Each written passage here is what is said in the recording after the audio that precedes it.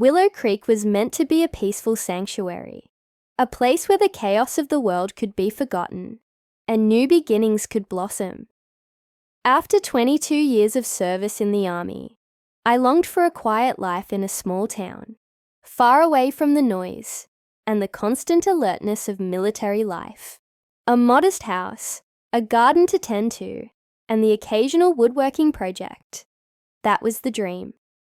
But as I unpacked boxes and settled into my new home on Hemlock Lane, it became clear that not all was as peaceful as it seemed. It didn't take long to realize that Willow Creek had an unwelcome tenant, Karen Middleton, the president of the Homeowners Association, a woman who ran the HOA like it was her personal fiefdom. Karen had a sharp nose for control, a tight smile that never seemed to falter, and a penchant for dictating even the smallest details of her neighbors' lives. She controlled everything. The HOA bylaws were her Bible. No one was immune from her watchful eye. And it didn't matter if you'd been living in the neighborhood for decades or had just arrived. The rules were strict. And if you dared to defy them, Karen would make sure you paid the price. Most of the residents tolerated her. After all, she was a woman of power in a small town, and you didn't upset the power structure unless you wanted to deal with the fallout. But me, I wasn't like everyone else. My first encounter with Karen was at the HOA meeting, a few days after I moved in. She welcomed me with the kind of smile that could freeze water. "Welcome to Willow Creek," she said, her voice syrupy sweet, but with an undertone of something less friendly. "It's a lovely neighborhood. I'm sure you'll enjoy the peace and quiet as long as you follow the rules." She rattled off a list of restrictions. How tall your grass could be, what color your front door could be, the proper placement of trash bins. All sensible, I suppose, if you enjoy living in a cookie-cutter world where no one dares to break from the mold. But the rules didn't stop there. Karen's HOA had eyes everywhere. Cameras were installed on streetlights, and neighbors were encouraged to report any suspicious activity. It was all in the name of community safety, she claimed. It was the perfect cover for someone with an obsessive need to control every inch of the neighborhood. At first, I didn't think much of it. People like Karen existed in every town, right? The kind of person who used their power for their own benefit, ensuring the status quo stayed in place. But then I noticed something strange. My mail was missing. It was subtle at first. A magazine that should have arrived days ago was nowhere to be found. A package I'd ordered from Amazon, marked as delivered, didn't show up on my doorstep. I assumed it was just a mix-up, a mistake on the part of the postal service. But then it happened again. My prescription for my back pain, one I relied on to get through the day, was nowhere to be found. I called the post office. No tracking update. No explanation, just silence. Frustration turned into suspicion, and that's when I began paying attention to the strange disappearances. It wasn't just me. I wasn't the only one with missing mail. Mrs. LeClaire, the elderly widow across the street, had been complaining about it for weeks. She was too polite to cause a scene, but she confided in me one evening as I helped her carry her groceries inside. "I think someone's been stealing my mail, Mr. Parker," she whispered, her voice trembling. "I thought it was just the postman at first, but I've noticed some checks have gone missing, and I'm sure I didn't misplace them." My heart sank.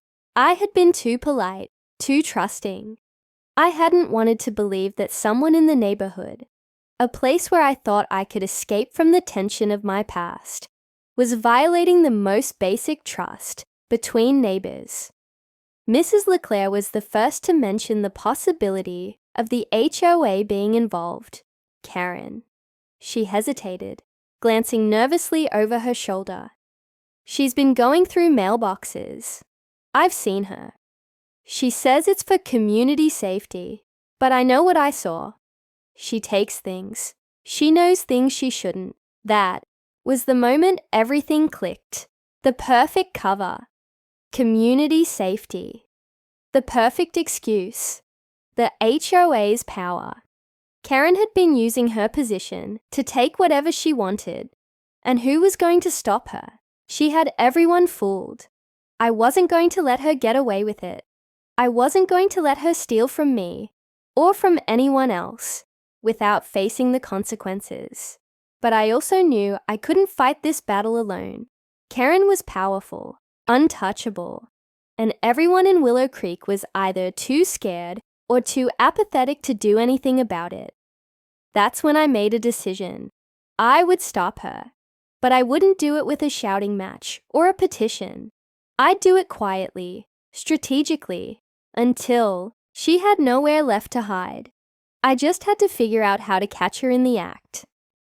I spent the next few days observing Karen more closely, when she walked her dog, when she inspected properties, and most importantly, when she passed mailboxes. She moved like a hawk in heels, always with that oversized tote bag slung over her shoulder and a clipboard in hand. Her authority wasn't just granted by the HOA, it was performed, practiced, weaponized. Every morning at precisely 10:10 a.m., she made her rounds. If you didn't know better, you'd think she was checking landscaping or logging maintenance issues. But twice I saw her slow her pace near my box, and twice the mail was gone minutes later. I needed more than a hunch, so I upgraded my mailbox. Using an old surveillance cam from my army days, I installed a micro HD camera in the corner of the box's interior, angled just right to capture anything or anyone who tampered with it. It ran on a motion sensor and saved footage to a cloud drive. Subtle, legal, unmistakable. On the third day, I struck gold. The footage was clear as daylight. Karen approached my mailbox, glanced around the cul-de-sac, opened the box, and pulled out a small padded envelope. She held it up, squinting at the label, my name clearly visible, then slid it into her tote without hesitation. There it was, proof, and yet I knew it wouldn't be enough. Not for the local police anyway. Willow Creek's small-town offices had long since been folded into the comfort of Karen's baked goods and HOA barbecue invites. When I brought them the footage, the response was lukewarm at best. Looks like she's checking for misplaced mail, Officer Delgado said, squinting at the screen. I raised an eyebrow. By removing it entirely, he shrugged. Could have been an accident. Maybe she thought it was hers. Happens. She'd need to be blind to confuse my name with hers. He shifted in his chair. Look, unless you catch her opening it, or selling what's inside, it's a grey area. You want to press charges? Go ahead, but you'll need more. Grey area. That's what Karen thrived on. Those shadowy spaces between rules and consequences. And the local system wasn't going to lift a finger unless she burned a house down. I walked out of the precinct furious, but more determined than ever. This wasn't about a stolen package anymore. It was about power, hers, and the way she used it to intimidate, manipulate, and steal without fear. If I was going to stop her, I needed someone outside her circle, someone who didn't care about HOA, bylaws, or potluck politics. That night, I made a call to an old contact from my federal contracting days, Agent Sophia Morales, now a postal inspector with the United States Postal Inspection Service. No frills, no nonsense, just facts and the law. When I told her what was happening, she didn't laugh. She didn't dismiss it. She asked for footage. Within 48 hours, she was in Willow Creek. We met at the diner just off Route 6. She slid into the booth across from me with a tablet already cued to the surveillance video. This woman's bold, she said, watching Karen pocket my package again and again. But this isn't enough to make it stick. Not yet. I leaned in. Then what do you need? A sting, she said simply. We bait her. We track her. And when she bites, we bite back. The plan was simple, elegant, and ironclad. We'd send a decoy package, a federal decoy, with tracking, GPS, and a hidden dye pack. Something too tempting for Karen to ignore. The contents wouldn't matter. The federal markings would. Opening that package would cross a line even the local sheriff couldn't ignore. This is felony territory, Morales explained. Tampering with federal mail is serious. If she's stupid enough to keep doing this, we'll have her. We shook on it. The trap would be set within the week. The package would be delivered to my mailbox, but Morales and her team would be watching from nearby, disguised as joggers, dog walkers, even a landscaping crew. I'd stay back, out of sight. All we needed was for Karen to be herself one more time. As I pulled into my driveway that evening, the sky painted in streaks of orange and purple, I caught sight of her across the street, snipping the heads off.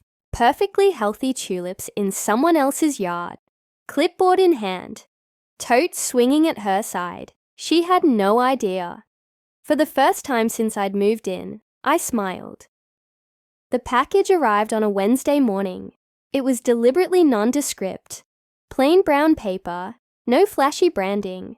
But if you looked closely, it bore all the markings of federal priority mail, a red stripe, a barcode with an embedded GPS chip, a tiny label tucked discreetly beneath the address. Property of U.S. Postal Inspection Service. Agent Morales and her team had worked fast. Their operation blended into the sleepy street like ghosts. A man pretending to measure someone's lawn. Length was actually their lead surveillance officer.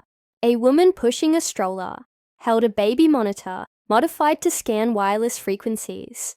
Morales herself posed as a birdwatcher, binoculars in hand, stationed in a beat-up van 2 houses down.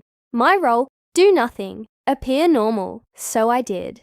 I mowed the lawn, sipped coffee on the porch, waved at Karen when she strutted by with her yappy Pomeranian buttons, dressed in a pink vest that read, HOA Security Assistant. She looked me up and down like she was inspecting a speck of dirt on marble. Good morning, Mr. Parker, she said, with a smile that never touched her eyes. Lovely weather for mail delivery, isn't it? I smiled back. Cold and steady. Hope it's a peaceful day in Willow Creek. Her smirk twitched. Just a hair. She continued down the sidewalk, but I could feel her circling mentally, sniffing at something just out of reach. The trap was baited. Midday heat shimmered off the pavement. By noon, Morales reported that Karen had passed by my mailbox 3 separate times without stopping. She's circling, Morales said into the earpiece tucked under my shirt collar. She's waiting for an opening. That opening came at 12:42 p.m. I had just stepped inside to refill my water when Karen crossed the street. She moved quickly, too quickly for someone supposedly walking a dog. Buttons stayed behind, tied to a bush, while Karen strode up to my mailbox like she owned it. No hesitation, no second guessing. The lid opened. Her hand slipped inside. She pulled out the package and turned it over in her hands. For a split second, she froze. Reading the label, she hesitated just long enough to make me wonder if she'd finally grown a conscience. Then she stuffed it into her tote. Morales' voice was calm, but sharp. We have visual confirmation. Do not engage. Karen looked both ways and scurried. Back across the street, I watched from the window as she untied buttons, cooing as if she hadn't just committed a federal crime. She disappeared around the corner. Tracking initiated. Morales said, Team is in pursuit. I paced the floor, heart hammering. Every second stretched into an eternity. I thought about all the neighbors she'd wronged, the stolen packages, the mail never received, The sense of violation people didn't speak about out loud. This wasn't just about me anymore. At 1:17 p.m., Morales called. She opened it. I grinned. Karen's kitchen had been flooded with bright blue dye the moment she unsealed the envelope. Harmless, but impossible to wash off. On her hands, her clothes, her counter, and embedded inside was a silent alarm, alerting Morales and her team that the package had been opened and breached.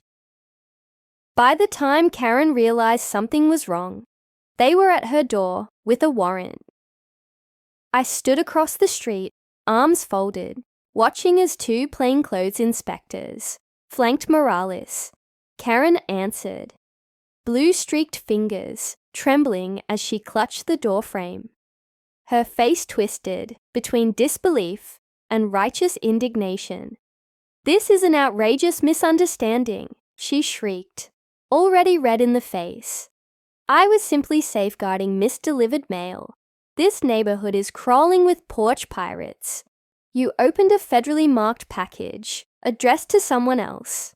Morales said coolly, "That's a federal offense." Karen's voice faltered. I didn't know." "You knew exactly what you were doing," Morales replied, stepping forward. "And it's all on video." That was the final nail. Karen Middleton, president of the Willow Creek HOA, was escorted into the van with dye-stained hands and a face frozen in silent panic. Neighbors peeked from behind blinds. Phones recorded through parted curtains. The Queen of Hemlock Lane had finally been dethroned. I stood in my doorway, arms crossed, watching it all unfold. I didn't wave. I didn't gloat. I just stood silently, letting the weight of justice speak for itself.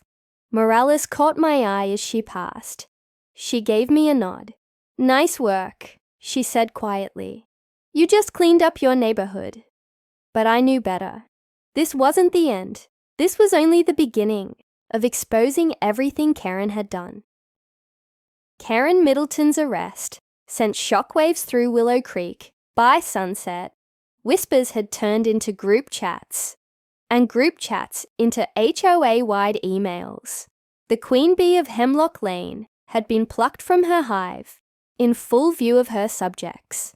Dye-stained, cuffed, and defiant to the last. But even her carefully cultivated alliances couldn't withstand the raw footage broadcast on the evening news, the security cam videos, the sting operation, the federal charges. By morning, the mask was off, and what lay beneath wasn't leadership. It was theft, manipulation, and years of unchecked power.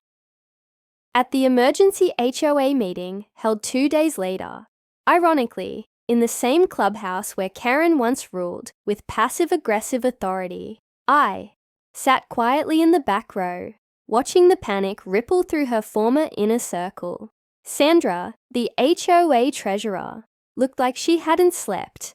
Greg, the vice president, kept rubbing his temples like he wanted to vanish through the floor. The room buzzed with neighbors I barely knew, but who now nodded at me with cautious respect. Morales' testimony was brief, but devastating. "We have evidence tying Ms. Middleton to over 17 separate incidents of mail theft, spanning at least 8 months. She exploited her position to gain access, avoid scrutiny, and silence complaints. That ends now." Gasps echoed around the room. I recognized one woman from down the street, a shy single mother whose packages had routinely gone missing. Tears welled in her eyes. Sandra finally stood, clutching the microphone like a lifeline. Effective immediately, Karen Middleton has been removed from her position as HOA president. We've contacted legal counsel to prepare for an internal audit and restructuring, Greg added. "We also encourage residents to come forward with any unresolved grievances or concerns about past incidents." I almost laughed. The power vacuum Karen left behind was already being filled by frantic cleanup attempts. But it wasn't about them. Not anymore. Outside the clubhouse, neighbors I barely spoke to before now gathered around, some thanking me, others simply shaking my hand. One man, Carl from 3 doors down, offered to mow my lawn just this once. As a thank you, I declined, but appreciated the sentiment. That night, I stood at my mailbox again, this time not with suspicion, but with something else, peace, the kind that comes after a storm has cleared. I opened it to find a small handwritten envelope inside. No return address. Inside was a card. Thank you for standing up. For all of us. No signature. Just quiet gratitude. I thought about Morales, already back in DC, working another case. She hadn't stayed for praise or recognition. She did her job. No drama. I respected that. Karen, meanwhile, was awaiting arraignment. Multiple federal charges meant real consequences. Her attorney released a public statement, something about a misunderstanding, a lapse in judgment, her long record of service. But no one was buying it, because when a leader steals from her people, it's not just theft, it's betrayal. Weeks passed. Slowly the neighborhood began to breathe again. Kids played freely without Karen's constant nitpicking about noise. Levels. People decorated their porches without fear of citation. Someone even started a monthly potluck. Open to all, no clipboard required. And me. I started fixing up the porch swing I'd been ignoring for months. I talked to neighbors more, shared coffee on Saturday mornings. I stopped being the outsider. Because for the first time, the neighborhood felt like it belonged to all of us. Not just one bitter woman with a clipboard and too much time. One evening, Sandra visited. She looked sheepish, holding a thick folder. I thought you should see this, she said. Karen kept files on everyone. Violations, real or fabricated, notes, photos. She was planning to push for mandatory surveillance systems next quarter. I opened the folder and felt a chill. My name, my dog, my house, pages of notes. She was building an empire. Sandra said softly, one complaint at a time. I handed the folder back. Then let's make sure it never happens again. We did. A new bylaw was passed, restricting unilateral HOA authority. All complaints had to be co-signed. Transparency became policy. Karen's reign ended in disgrace, but her fall became a lesson, a warning about unchecked power and the quiet strength of resistance. And for me, it became something else. A reminder that justice isn't loud. Sometimes it comes in the form of a silent camera, a plain envelope, and a neighborhood finally waking up